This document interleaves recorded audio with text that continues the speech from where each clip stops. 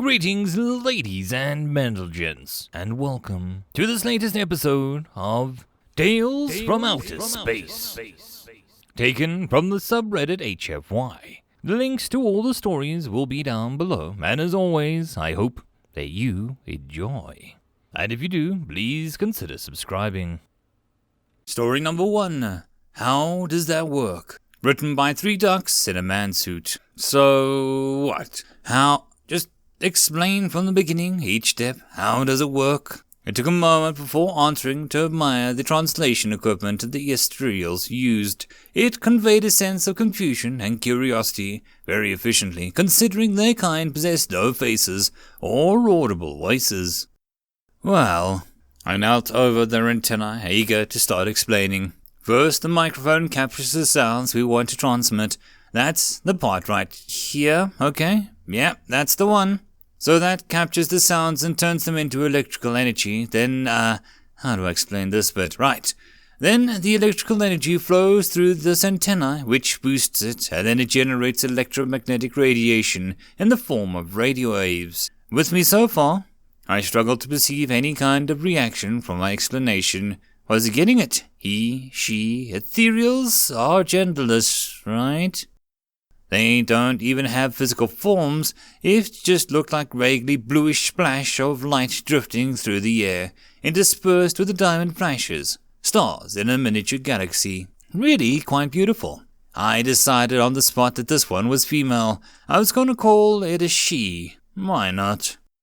So, anyway, any receiver within range of the signal can intercept it with their own antennae and convert it back into electrical current, which can then be translated back into sound. And in this way, we can communicate over vast distances. I stood back up, hoping the translation software was picking up the beaming smile on my face and conveying accurately what I was saying. Humanity has used technology for centuries now. We have it on verified science, and it's quite reliable. So, what do you think? It had surprised me to learn that the Ethereals had never heard or even close the concept to radio. But I was happy to explain. Mr. Tracy? Her voice was vaguely feminine. I made the right choice. That's completely insane. The smile froze on my face. The sparkling lights within the ethereal swirling body jumped and danced. Translators picked up on it and gave me a prickly voice. That's not how the universe works at all. I blinked, words escaping me.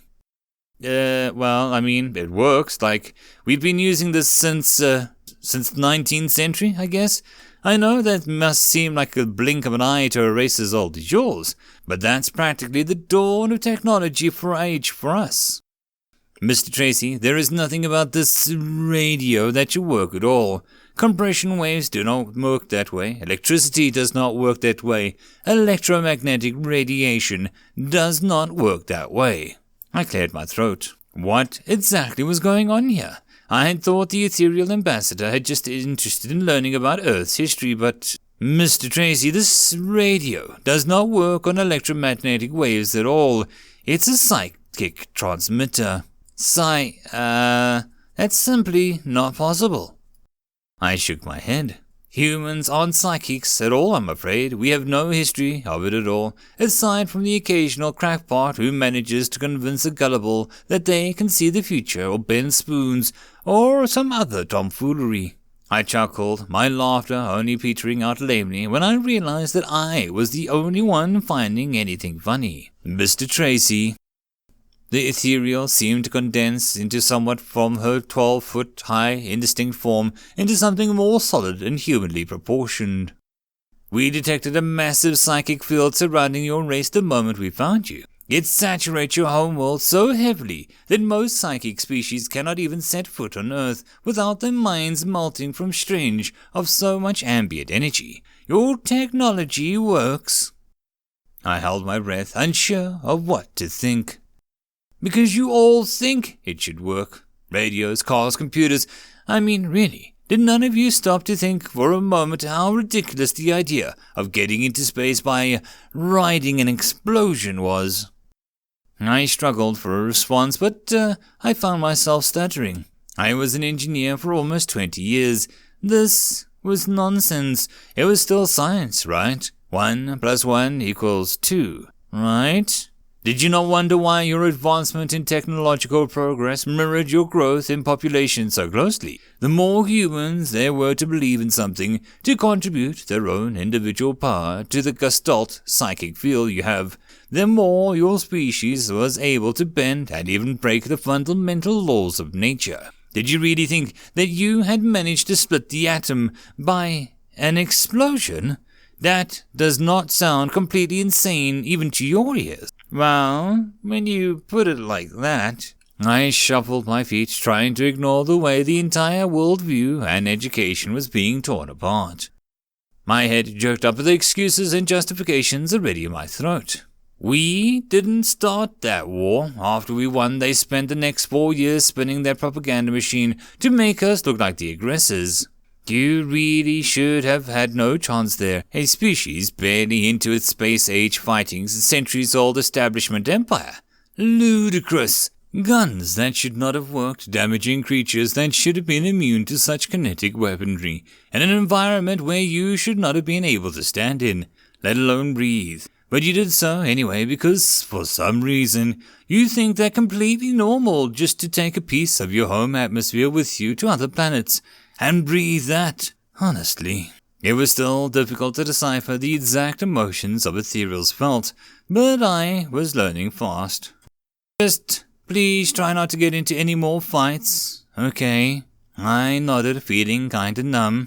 How the heck was I going to explain the internet? End of story number 1. Story number 2. Sacrifice, written by JD21TN. Every friend of Saul said that they were crazy, the best and brightest of every species, from the hydrogen-based Corel to the iron-based Feryx. Humans couldn't pronounce their names, and the old Latin word stuck, said that you can push the laws of physics, they just don't break. Humanity had realized that the universe would fly apart before FTL, which was unusual for interstellar species, but not unheard of. Every friend and foe told them the same thing. Everything will fall apart. But humans kept asking how to prevent, and all the same. First, the farthest quasar started to fade away, the intercluster routes and taking longer, and the world soon began to fail, as the faster ships could not keep up with the expansion. Every species was prepared to say goodbye to friends at the distant clusters, then nearby galaxies, and eventually the intergalactic neighbors. All had crunched the numbers and come to the same conclusion. In 12 cycles, 172,000 Earth years, matter acceleration would begin to tear stellar planetary systems apart. The strong force holding individual atoms together would take 4 days after that. The oldest sentient species humans made contact with were the Bellas, who attained self-awareness roughly 120,000 years after the galaxy started clumping together. They never left the intermediate levels of the stars that they had inhabited, except to find new red dwarfs. But they did reach out and communicate with the heavies.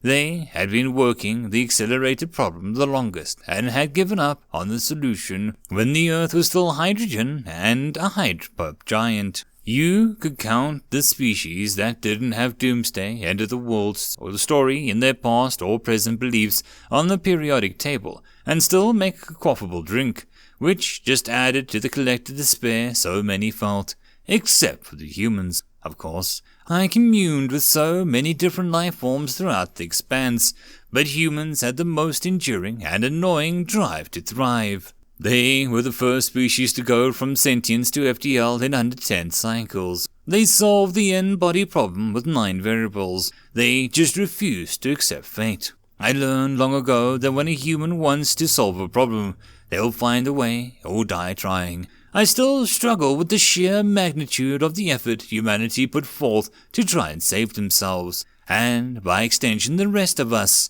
The sacrifices those descendants of monkeys made still inspire warriors and poets alike. Humanity had a saying, "How do you eat an elephant?" A similar life form to humanity's distant past was roughly 70 times their mass. 1 bite at a time.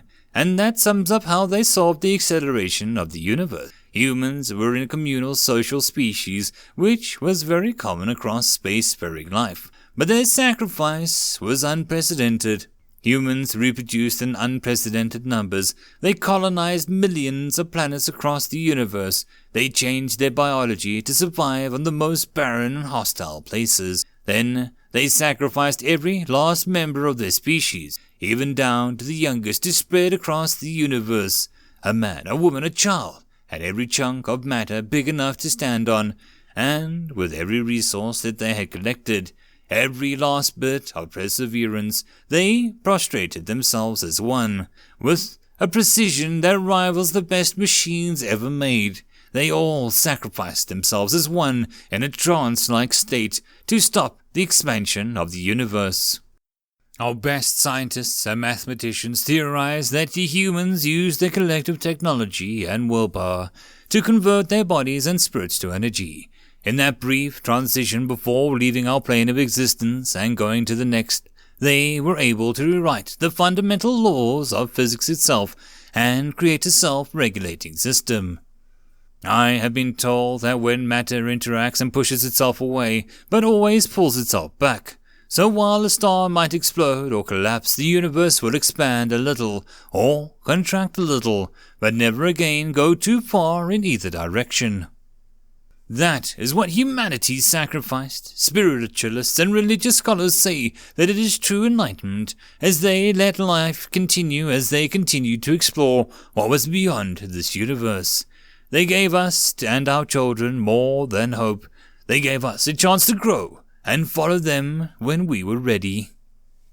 End of story number 2. I hope that you enjoyed, and if you did, please consider subscribing. If you wish to support the author, there is a link to the original story, so pop over there and give him your support.